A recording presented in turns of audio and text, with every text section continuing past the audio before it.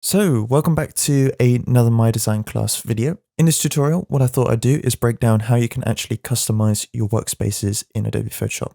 Obviously, when we're using Photoshop on a day-to-day basis, we want it to be as efficient and as easy to use as possible. We want to know exactly where all of the tools are and have it all laid out in a workflow that works perfectly for us and the tasks that we're trying to complete. So what we'll do is just break down how you can actually manipulate your workspaces, how you can save them and set them as presets so you can always customize them if you're working on different projects, and also just how you can find some extra windows and panels with extra tools that might not be as easy to find when you start off. So I'm in Photoshop, and as you can see, I've just loaded up a simple project, and what we have initially is three areas of workspaces. So on the left, we have what is called the toolbar. So this is where we can find all of the main tools in Adobe Photoshop, such as the brush tool, the text or type tool, gradient tools, selection tools, move tools, etc. It's all located here. Then at the top, we have all of our menus, as well as the tabs, which are the documents that we currently have open, and then some simple parameters that come up depending on which tool we actually have selected at that moment. And then on the right hand side, we have some extra panels, including the layers panel, property panel, path panel, etc. Anything that has to do with organizing and structuring layers into hierarchies, as well as to actually manipulate the layers themselves and add adjustments to our documents. So the first thing that we can do in order to make sure that we're all on the same page is just reset our workspace. So anytime you create a custom workspace or you create a workspace that isn't for you and you just want to be able to reset to the factory defaults, all you have to do is go to Window at the top and then go to Workspace and then go to Reset Essentials. And as you can see, I already had reset all my essentials, but hopefully when you press this, your workspace should reset to a workspace that is similar to the one that I currently have open. Now, all of the elements underneath this top parameter panel here can be actually moved around and customized for your workspace. So for example, the most obvious one is the workspace itself. As you can see, we have currently two tabs open, which are the two documents that I have open. And in order to move them around, I can literally hold and drag on the panel and actually release it into a separate window. Now this is very handy if, for example, we have two documents and we want to be able to work on them side by side. So as you can see, the first document is now a panel. And then what I can do is go to the second document and also drag that one out. And as you can see, I've now got two separate windows, so I can actually work on both projects simultaneously. Now this is actually a great opportunity to introduce My Design Class Shorts. It's a new channel that I've currently launched, just dedicated to short videos on YouTube. If you're interested in learning more techniques and things that are less than a minute long, then do check out that channel. I'll make sure I leave a link to it in the description below. So as you can see, it's just very easy to be able to open up multiple tabs. It's not just limited to two. You can open up as many documents as you want and have them all in separate windows. And in order to join them back together, all we have to do is literally hold onto one document, drag it to the top of our workspace area. And then as you can see, these blue lines appear on the right and left of this area, and we can just release in order to place the panel back in its original position. Now I could do the same for the second panel and just literally also drag that one to the top. And as you can see, it glows blue once again. I can release, and as you can see, I've now replaced that panel too. And the same goes for all of the other panels that we have. So the toolbar, I can, for example, hold and drag that one out just by going to the three dots at the top of the toolbar. And as you can see, I can just slot that one out of place and I can now move that wherever I want. I can even drag it and attach it to the right-hand side. As you can see, this blue line appears.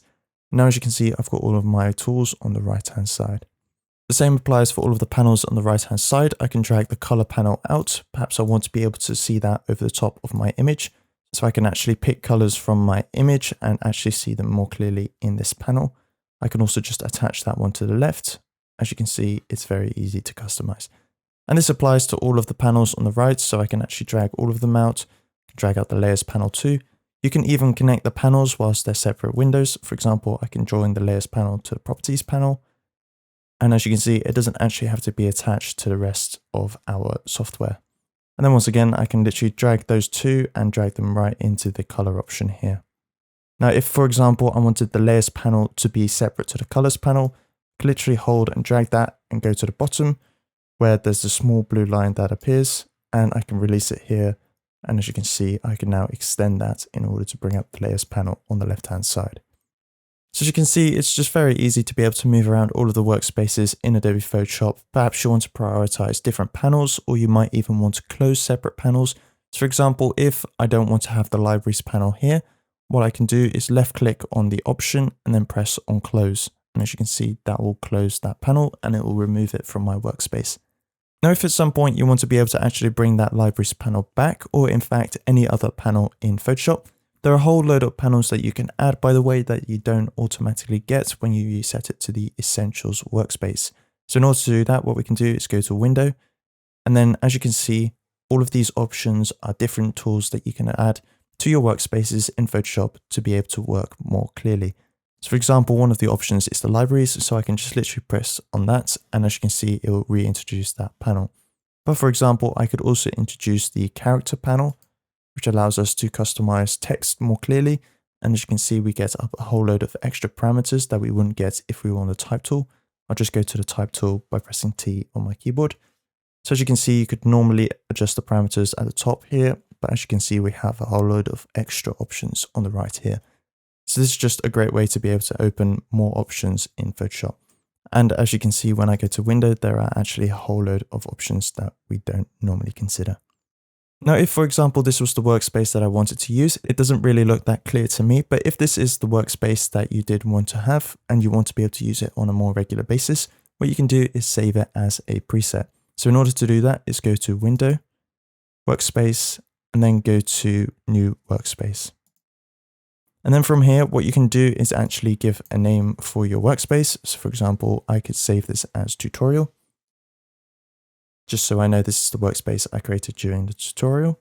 And as you can see at the bottom, you can actually tell Photoshop to also remember the keyboard shortcuts, the menus, and the toolbar if this is something that you wanted to include. For this example, I've only moved some panels around, so I'm just going to leave it as it is. And now it's saved. All I have to do is go to Window and Workspace. And as you can see, one of the options is now Tutorial. Now I've already got another workspace saved, which is the phone preset, which I use when I'm recording my design class shorts. So if I just press on that, as you can see, this is a workspace that I tend to use. But if, for example, I was on this workspace and I wanted to shift back to the one that we just had, all I had to do is go to Workspace and then go to Tutorial. And as you can see, it's reset it. And obviously, if I wanted to go back to the original Essentials that we had, I could just go to Window, Workspace, and then go to Reset Essentials.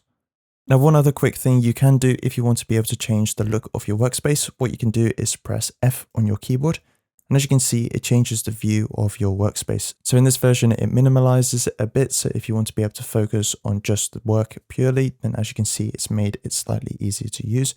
And if I press F once again, it goes into a sort of presentation view. So that's another option if you want to be able to show your work to clients, for example.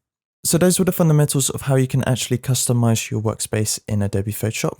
If you're interested in learning how you can actually save multi-page PDFs in Adobe Photoshop, then do check out the video link in the top right-hand corner of the end screen. And as well, remember to leave a like on the video if you enjoyed the content and to subscribe to the channel to make sure you never miss a new Photoshop tutorial.